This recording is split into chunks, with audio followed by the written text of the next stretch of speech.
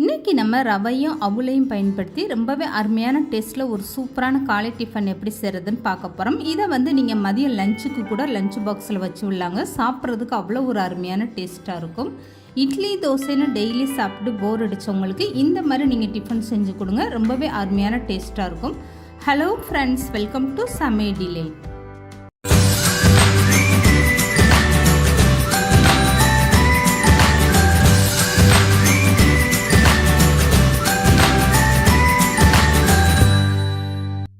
இந்த டிஃபன் செய்கிறதுக்காக ஃபஸ்ட்டு ஒரு கப் அளவுக்கு வெள்ளை அவல் எடுத்துக்கோங்க. இதை ஒரு ஜல்லடையில் சேர்த்துக்கோங்க. இதுக்கப்புறமா இந்த அவலை கழுவி எடுக்கிறதுக்காக கீழே ஒரு அகலமான பாத்திரம் வச்சுட்டு இந்த அவல் மேலே 2 கப் அளவுக்கு தண்ணி சேர்த்துக்கோங்க. அவல் இந்த மாதிரி ஃபஸ்ட்டு நீங்கள் கழுவிட்டு க்ளீன் பண்ணி எடுத்துக்கோங்க. நான் வெள்ளை அவல் லேசான அவலாக எடுத்திருக்கேன். இதிலே கனமான அவல்னால் உங்களுக்கு ஊறுறதுக்கு டைம் எடுக்கும். அதனால் இந்த மாதிரி லேசான அவலாக எடுத்துக்கோங்க. இப்போ அவலில் தண்ணி சேர்த்துட்டு இந்த தண்ணி வடிகிற வரைக்கும் ஒரு 2 நிமிஷம் இந்த வடிகட்டி அப்படியே வச்சிட்டிங்கன்னா அவலில் இருக்க தண்ணியெல்லாம் நல்லா வடிஞ்சிட்டு உங்களுக்கு அவலுமே நல்லா ஊறி வந்துடும். இப்போ இந்த அவலை எடுத்து அப்படியே தனியாக வச்சுருங்க. இப்போ அவலில் இருக்கக்கூடிய அழுக்கு பாருங்கள். இந்த மாதிரி ஃபஸ்ட்டு நீங்கள் அவலை நல்லா கழுவி க்ளீன் பண்ணி எடுத்துக்கோங்க. இப்போது எந்த கப்பில் நீங்கள் வெள்ளை அவல் அளந்து எடுத்தீங்களோ 1 கப்பு அவலுக்கு 1/2 கப் அளவுக்கு ரவை அளந்து எடுத்துக்கோங்க. அதே கப்பில் நீங்கள் 1/2 கப்பு ரவை எடுத்து ஒரு பெரிய மிக்ஸி ஜாரில் சேர்த்துக்கோங்க. இப்போ கழுவி எடுத்து வச்சுருக்க அவளையும் அப்படியே சேர்த்துக்கோங்க. எந்த கப்பில் நீங்கள் அவல் ரவையெல்லாம் அளந்து எடுக்கிறீங்களோ அதே கப்பில் 1/4 கப் அளவுக்கு கெட்டியான தயிர், புளிப்பில்லாத தயிராக சேர்த்துக்கோங்க.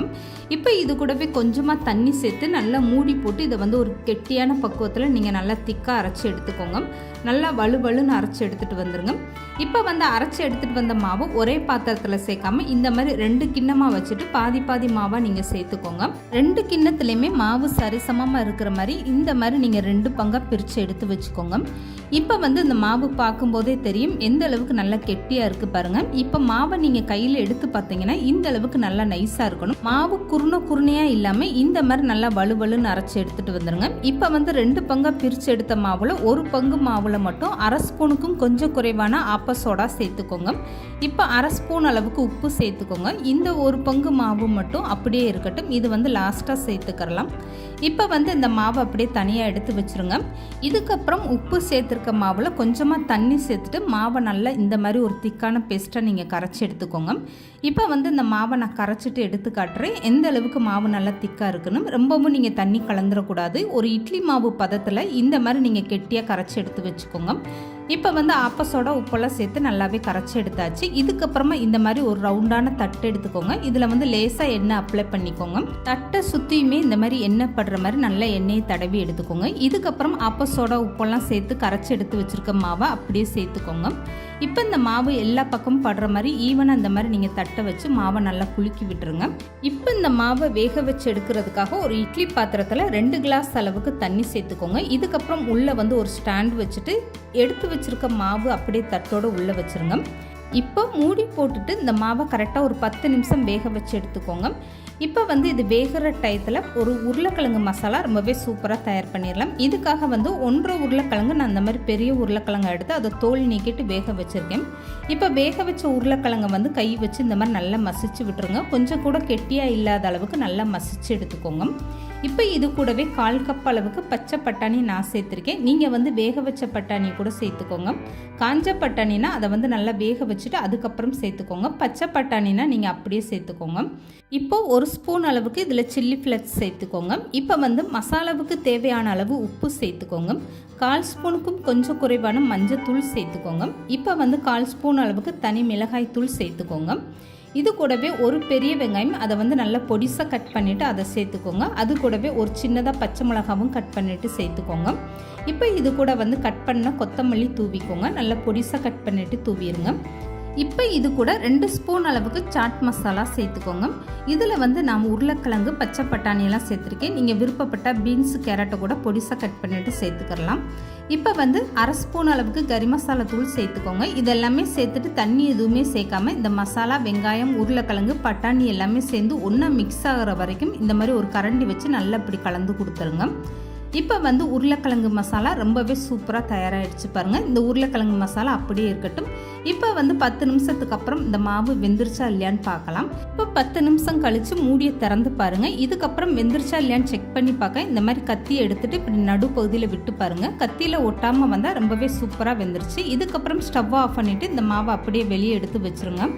இப்போ வந்து மீதம் இருக்கக்கூடிய மாவில் 1/2 ஸ்பூனுக்கும் கொஞ்சம் குறைவான ஆப்ப சோடா சேர்த்துக்கோங்க. 1/2 ஸ்பூன் அளவுக்கு உப்பு சேர்த்துக்கோங்க. இதில் வந்து கொஞ்சமாக தண்ணி சேர்த்துட்டு கலந்த மாவு பக்குவத்தில் இந்த மாவை அதே மாதிரி நீங்கள் கலந்து எடுத்து வச்சுக்கோங்க. பார்க்குறதுக்கு இட்லி மாவு மாதிரி இருக்கணும். இந்த மாதிரி ஒரு கெட்டியான பக்குவத்தில் நீங்கள் கரைச்சி எடுத்து வச்சுக்கோங்க.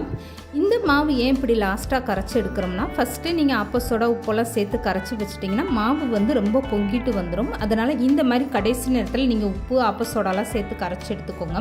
இப்போ வேக வச்சு எடுத்து வச்சுருக்க இந்த தட்டில் இருக்கக்கூடிய மாவில் 4லிருந்து ஒரு 5 ஸ்பூன் அளவுக்கு டொமேட்டோ சாஸ் சேர்த்துக்கோங்க. இப்போ டொமேட்டோ சாஸ் சேர்த்ததுக்கப்புறம் ஒரு ஸ்பூன் வச்சு இந்த மாவு முழுவதுமே இந்த டொமேட்டோ சாஸ் படுற மாதிரி இந்த மாதிரி எல்லா பக்கம் நல்லா இழுத்து விட்டுருங்க. இதுக்கப்புறமா கலந்து வச்சுருக்க உருளைக்கிழங்கு பட்டாணி மசாலா எடுத்துகிட்டு இந்த மாவில் எந்த அளவுக்கு இந்த ஸ்டஃபிங் உங்களால் வைக்க முடியுமோ அந்த அளவுக்கு நல்லா இந்த மாதிரி வச்சுருங்க. இந்த மாவு முழுவதுமே இந்த மாதிரி நல்லா வச்சு விட்டுருங்க. அப்போ தான் உங்களுக்கு சாப்பிடும்போது இந்த ஸ்டஃபிங்கோட ரொம்பவே அருமையான டேஸ்ட்டாக இருக்கும். உருளைக்கிழங்கு மசாலா ஒரே இடத்துல இல்லாமல் இந்த மாதிரி கரண்டி வச்சுட்டு நீங்கள் இந்த மாவு முழுவதுமே படுற மாதிரி எல்லா பக்கமும் நல்லா ஈவனாக இந்த மாதிரி நீங்கள் எடுத்து விட்டுருங்க.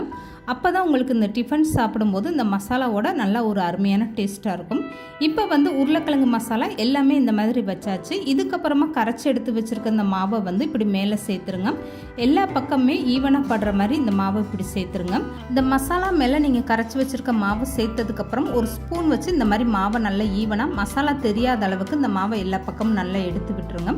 இதுக்கப்புறம் அதே இட்லி பாத்திரத்தில் இந்த மாவை நீங்கள் அப்படியே எடுத்து வச்சு வேக வச்சு எடுத்துக்கோங்க. தண்ணி பத்தலைன்னா நீங்கள் எக்ஸ்ட்ரா தண்ணி சேர்த்து வேக வச்சு எடுத்துக்கோங்க. இப்போ பாருங்கள், தட்டில் கொஞ்சம் கூட மசாலா தெரியாத அளவுக்கு இந்த மாவை வந்து நல்லா ஒரு ஸ்பூன் வச்சு நல்லா எடுத்து விட்டாச்சு.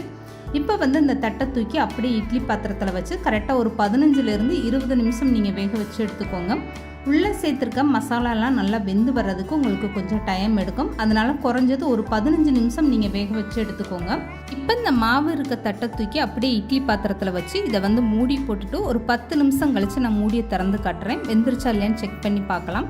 இப்போ 10 நிமிஷத்துக்கு அப்புறம் இந்த மாதிரி ஒரு கத்தியை வச்சு நீங்கள் விட்டு பாருங்கள். இப்போ வந்து லேசாக கத்தியில் ஒட்டுது பாருங்கள். இன்னும் ஒரு கூடுதலாக ஒரு 5 நிமிஷம் நீங்கள் வேக வச்சு எடுத்திங்கன்னா நல்லா சூப்பராகவே வெந்து வந்துடும். இப்போ மூடி போட்டு கூடுதலாக ஒரு 5 நிமிஷம் நல்லா வேக வச்சு எடுத்துருங்க.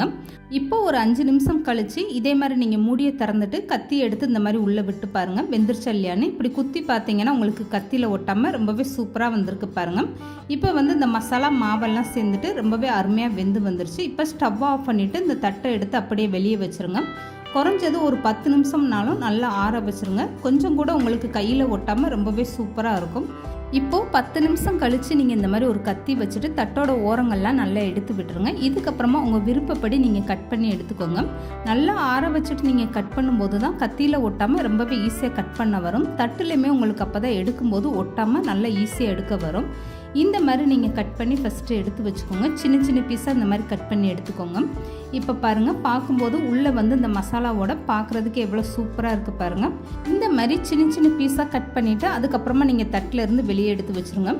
இப்போ வந்து வேறு ஒரு அகலமான பாத்திரத்தில் ஒரு 3 ஸ்பூன் அளவுக்கு சமையல் எண்ணெய் சேர்த்துக்கோங்க. இதுக்கப்புறமா கட் பண்ணி எடுத்து வச்சுருக்க இந்த மாவு பீஸ் எடுத்து இந்த மாதிரி ஒரு 2 பீஸ் அப்படி இல்லைன்னா 3 பீஸ் அளவுக்கு எடுத்து வச்சுக்கோங்க. இதுக்கப்புறம் ஸ்டவ்வை மீடியமாக வச்சுட்டு 2 பக்கம் நல்லா செவந்து வர வரைக்கும் இந்த மாதிரி ஒரு ஸ்பூன் வச்சு நல்லா பரட்டி விட்டுருங்க. இந்த மாதிரி எண்ணெயில் நீங்கள் ரோஸ்ட் பண்ணி சாப்பிடும்போது அது சாப்பிட ரொம்பவே அருமையான டேஸ்ட்டாக இருக்கும். இந்த மாதிரி நீங்கள் செஞ்சு லஞ்ச் பாக்ஸில் கூட மதியத்துக்கு வச்சு விடலாங்க. ஸ்கூலுக்கு போகிற குழந்தைங்க கொஞ்சம் கூட மிச்சம் வைக்காமல் அப்படியே சாப்பிட்டு வந்துடுவாங்க. இப்போ வந்து பாருங்கள், நல்லா செவந்து 2 பக்கம் ரொம்பவே சூப்பராக வந்துருச்சு. இப்போ மீதம் இருக்கக்கூடிய மாவு எல்லாமே இதே மாதிரி நீங்கள் எண்ணெயில் போட்டு சுட்டு எடுத்துக்கோங்க. அவ்வளோதாங்க. இதை வந்து வெறும் டொமேட்டோ சாஸோடு சாப்பிட்றதுக்கு அவ்வளோ ஒரு அருமையான டேஸ்ட்டாக இருக்கும். இந்த மாதிரி ஒரு அருமையான டேஸ்ட்டில் நீங்களும் கண்டிப்பாக ட்ரை பண்ணி பாருங்கள். இந்த வீடியோ பிடிச்சிருந்தா லைக் பண்ணுங்கள், ஷேர் பண்ணுங்கள். மறக்காமல் சமையல் டிலே சேனலை சப்ஸ்கிரைப் பண்ணுங்கள்.